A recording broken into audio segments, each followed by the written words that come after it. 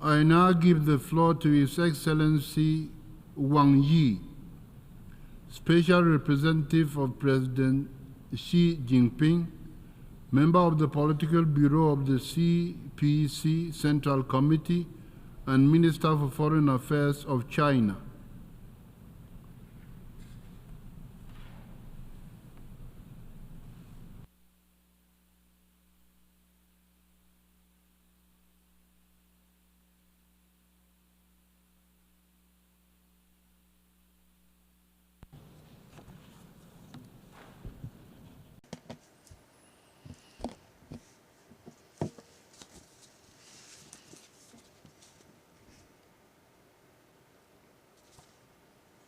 Mr. President, colleagues, today, humanity has once again come to a historical crossroads. We are facing a changing and turbulent world. Challenges of insecurity, imbalanced development, and ineffective governance are increasingly prominent. Hotspot conflicts, major country confrontation, and geopolitical tensions keep emerging. The future of this planet is becoming a cause for growing concern. Meanwhile, we are also embracing a world full of hope. Multipolarity and globalization have become the unstoppable trend of our times. The aspirations of the Global South nations for modernization has never been stronger. Our stride toward modernization has never been more steadfast.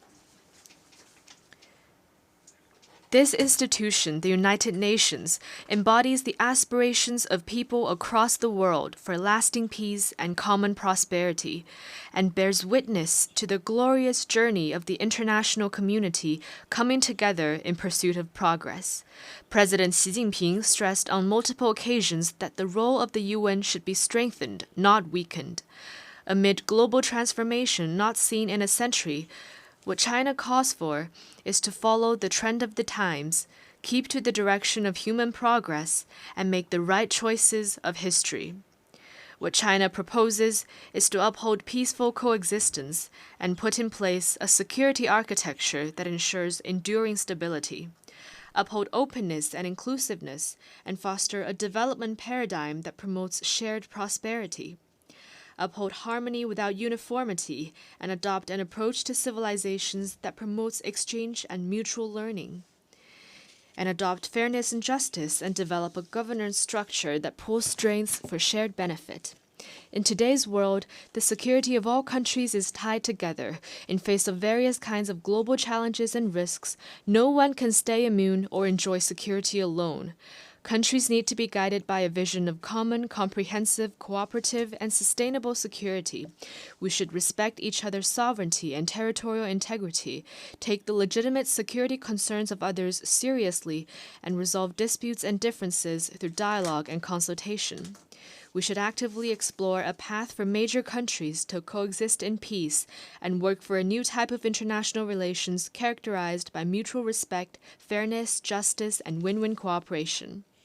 In today's world, the development of all countries is deeply integrated. If the rich get richer while the poor remain poor, then everyone is born equal would become an empty slogan, and fairness and justice would be even more elusive. Achieving modernization is a legitimate right of the people of all countries, not a prerogative of a few. We should be committed to advancing global modernization and ensure that no one and no country is left behind on the journey toward modernization. We should advocate a universally beneficial and inclusive economic globalization, unequivocally oppose unilateralism and protectionism, and help developing countries leap over the development divide to maintain the vitality of global economic growth. In today's world, each civilization has its own strengths. President Xi Jinping pointed out that there is no such thing as a superior or inferior civilization, and civilizations are different only in identity and location. We should respect the diversity of civilizations and strive to replace estrangement and clash of civilizations with exchanges and mutual learning. We should advocate humanity's common values, namely peace, development, equity, justice, democracy, and freedom. Refrain from conducting values-oriented diplomacy and oppose ideology-based confrontation. We should respect each other as equals and help each other succeed with an inclusive mind. In today's world, countries should all enjoy sovereign equality. As a large number of global South nations are growing with a strong momentum, gone are the days when one or two major powers call the shots on everything. We should advocate an equal and orderly multipolar world and see that all countries, regardless of their size, have their own place and role in the multipolar system. We should practice true multilateralism, oppose hegemonism and power politics, and make international relations more democratic. We should follow the principle of extensive consultation and joint contribution for shared benefits and make global governance more just and equitable. Mr. President, peace is the most precious thing in our world today. You may wonder if there is a path leading to peace. In fact, peace is the path. Without peace, development will not sustain. Without peace, cooperation cannot happen. For the sake of peace, a single ray of hope is reason enough not to give up. The slightest chance deserves 100-fold effort. An end to the Ukraine crisis remains elusive. The top priority is to commit to no expansion of the battlefield, no escalation of fighting, and no provocation by any party, and push for de-escalation of the situation as soon as possible. China is committed to playing a constructive role, engaging in shuttle mediation and promoting talks for peace, not throwing oil on the fire or exploiting the situation for selfish gains. At this session of the General Assembly, China, Brazil, and other countries in the Global South have jointly launched the Group of Friends for Peace. Its very purpose is to uphold the purposes and principles of the UN Charter, build consensus for a political settlement of the crisis, and contribute to a prospect of peace. The question of Palestine is the biggest wound to human conscience. As we speak, the conflict in Gaza is still going on, causing more casualties with each passing day. Fighting has started in Lebanon again, but might cannot replace justice.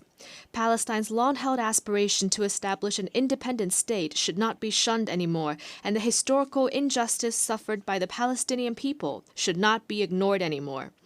There must not be any delay in reaching a comprehensive ceasefire, and the fundamental way out lies in the two-state solution. China has always been a staunch supporter of the just cause of the Palestinian people to regain their legitimate national rights and a staunch supporter of Palestine's full UN membership. We have recently helped to bring about breakthroughs in intra-Palestine reconciliation and will continue to work in concert with like-minded countries for a comprehensive and just settlement of the question of Palestine and durable peace and stability in the Middle East. The issue of Afghanistan concerns regional peace and security. It is important to help the country exercise prudent governance, fight terrorism effectively, improve people's life, and reinvigorate the economy to create a better life or future for the people of Afghanistan. The Korean Peninsula should not experience war again. The important thing is to make persistent efforts for de-escalation, commit to seeking solutions through dialogue and consultation, realize a transition from the armistice to a peace mechanism, and safeguard peace and stability on the peninsula. China is deeply aware that Asia needs stability and development and opposes division and conflict.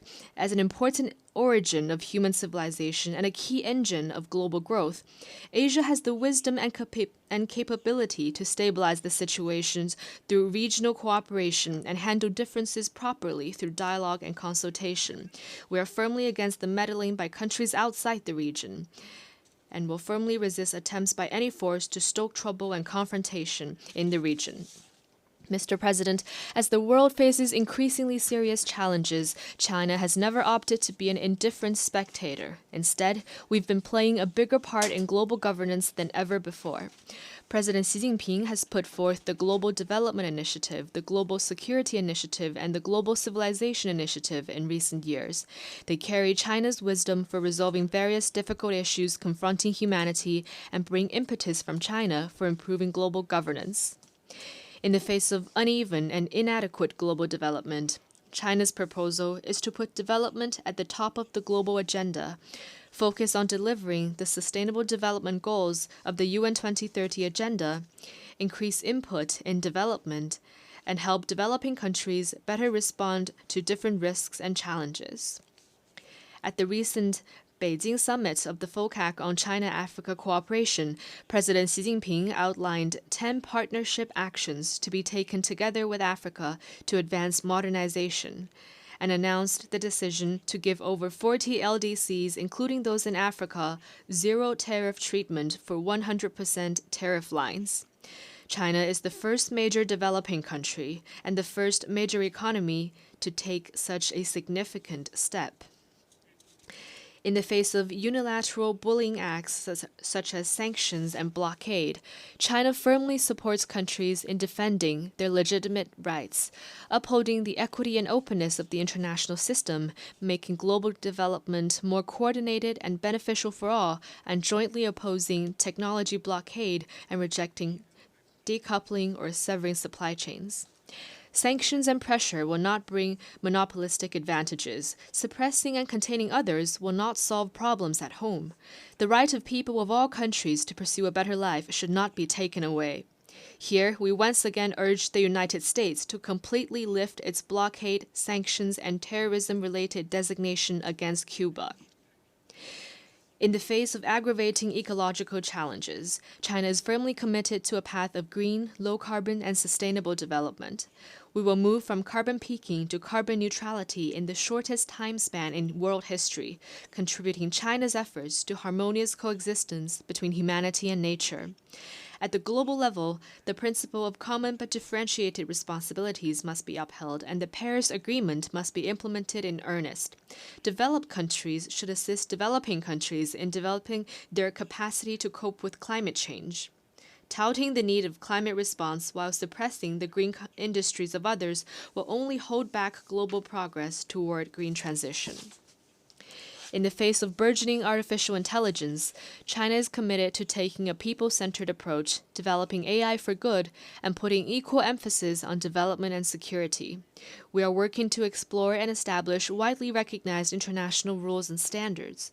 China supports the UN's role as the main channel for global AI governance and is committed to strengthening international cooperation on AI capacity building. China has put forth the AI Capacity Building Action Plan for Good and for All, and we are ready to make more contribution to the sound, orderly, fair, and inclusive development of AI. In the face of the task of human rights protection, China maintains that all countries' right to independently choose their path of human rights development should be respected. No country should impose its own will on others or interfere in others' internal affairs in the name of human rights.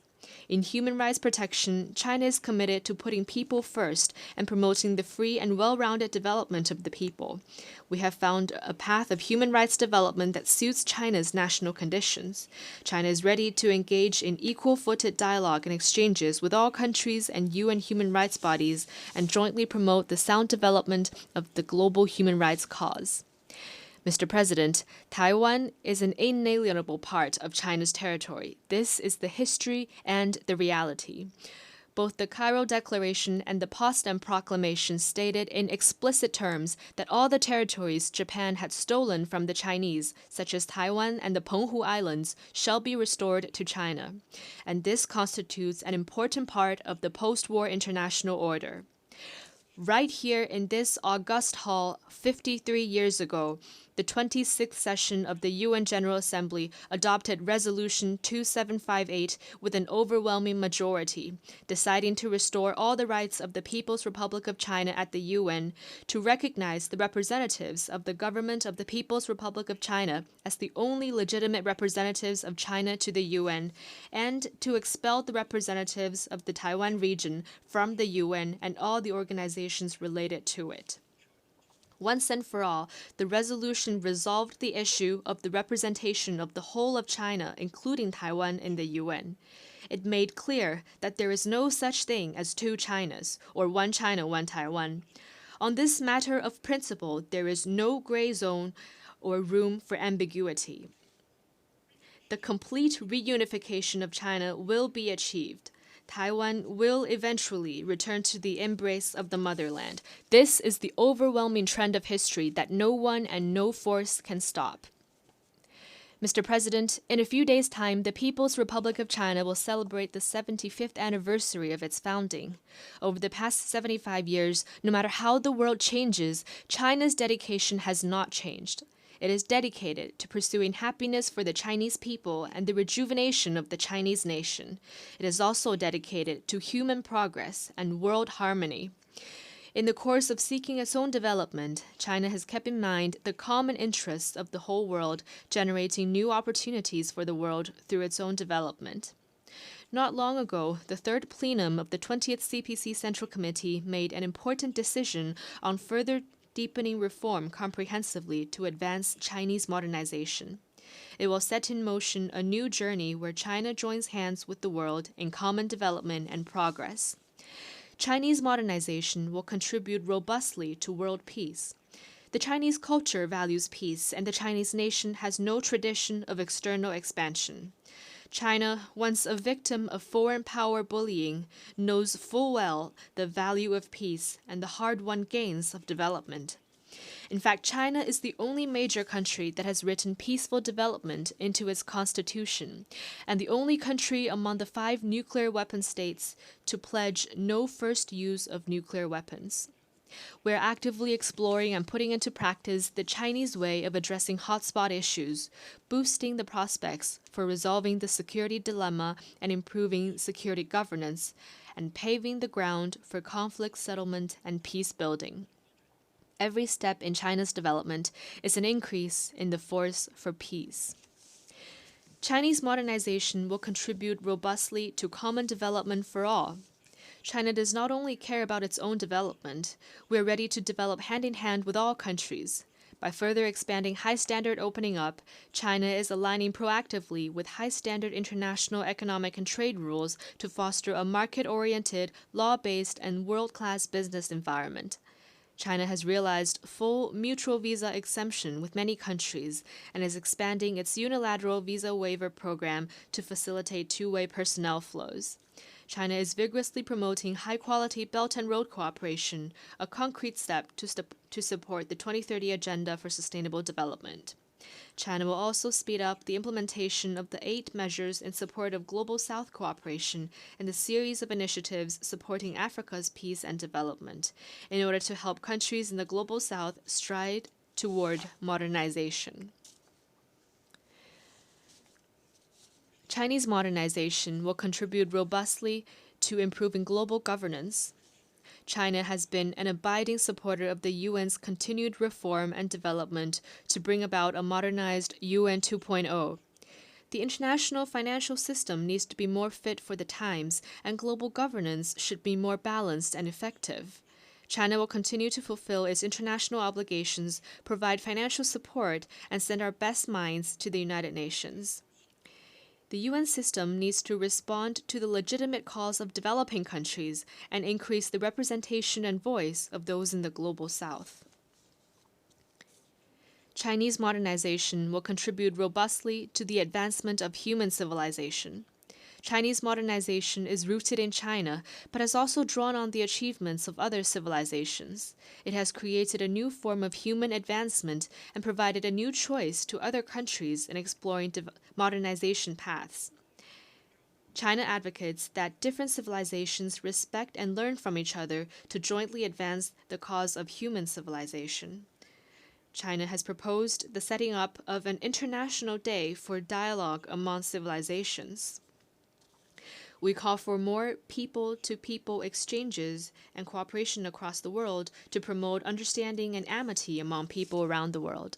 Mr. President, next year will mark the 80th anniversary of the victory of the World Anti-Fascist War and the founding of this very organization. China stands ready to work with all countries to renew the founding purposes and mission of the UN, reaffirm our steadfast commitment to the UN Charter, advocate and practice true multilateralism, build a community with a shared future for mankind, and jointly usher in a better world. Thank you.